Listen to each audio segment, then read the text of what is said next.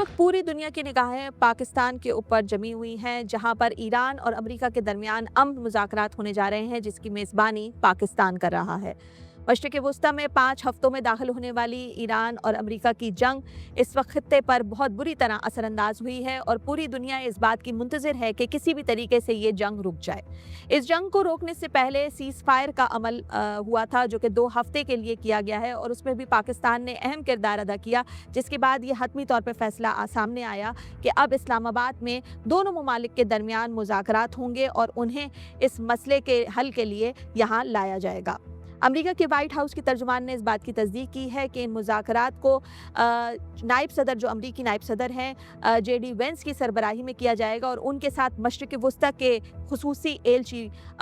Steve Witkoff और Trump के दामाद जेरेड कुश्नर भी उनके हमरा पाकिस्तान पहुँचेंगे। इसके अलावा ईरान की जानिब से ईरानी पार्लियामेंट के स्पीकर मोहम्मद बाकर बालिकाफ और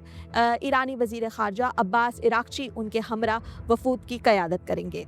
दोनों ममालिक के दरमियान होने वाले मुज़ाकरात के हवाले से अब तक जो खबरें सामने आ रही हैं वो ये कि हफ्ते की सुबह को ये मुज़ाकरात शुरू होंगे, लेकिन उनकी जब आमद होगी तो उसके बाद बातचीत का बाकायदा आगाज़ शुरू हो जाएगा। लेकिन जिस तरीके से खबरें सामने आनी हैं कि क्या होने जा रहा है, ये सब कुछ कैसे होगा, उस पर काफ़ी अभाम पाया जाता है और लोग ये जानना चाहते हैं कि बहुत सी चीज़ें अब तक सामने क्यों नहीं आ रही। जो गवर्नमेंट ऑफ पाकिस्तान का मौक़िफ़ है वो ये है कि चूँकि हम इस सारे मामलात की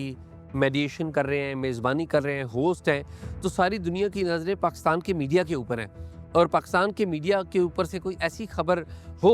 जो दोनों में से किसी एक फ़रीक़ के ख़िलाफ़ हो, क्रिटिकल हो, तो उससे जो सारा प्रोसेस है वो डीरेल होने का ख़दशा है। तो इसलिए ये एक एक्स्ट्रा, जिसे कह लीजिए एहतियात बरतने का गवर्नमेंट कह रही है कि वो बरती जाए, इसलिए मालूमात जो हैं वो उन्हीं मालूमात का पर इन्हिसार किया जाए जो गवर्नमेंट ऑफ पाकिस्तान दे रही। ख़बरों के 3-4 ज़रिए, उनमें बड़ा ये है कि आपका प्राइम मिनिस्टर ऑफिस है, दफ्तर ख़ारजा है, फिर यकीनन इसमें ये आप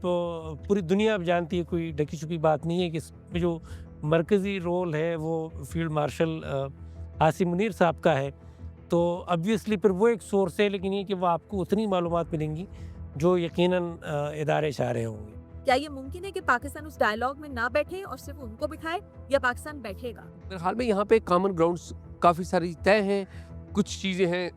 जिनके ऊपर कुछ थोड़ा सा इख्तलाफ है, उसके लिए दोनों बैठेंगे, लेकिन ज़ाहिर है पाकिस्तान से ज़रूर मिलेंगे। पाकिस्तान बैठे या ना बैठे, असल मकसद ये है कि दो जो फ़रीक़ैन हैं जो किसी से बराह रास्त बात ही नहीं कर सके, उनको एक टेबल के ऊपर लाना, और वो आ गए।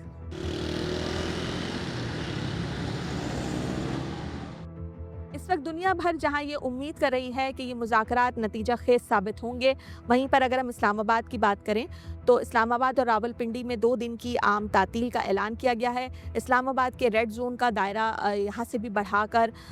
फैसल एवेन्यू तक कर दिया गया है। इस पूरे रेड जोन की हिफाजत की जिम्मेदारी पाकिस्तान आर्मी को सौंपी गई है और इसके अलावा इजाफी नफरी भी यहाँ पर तलब की गई है, जिसमें पुलिस और रेंजर्स भी शामिल है।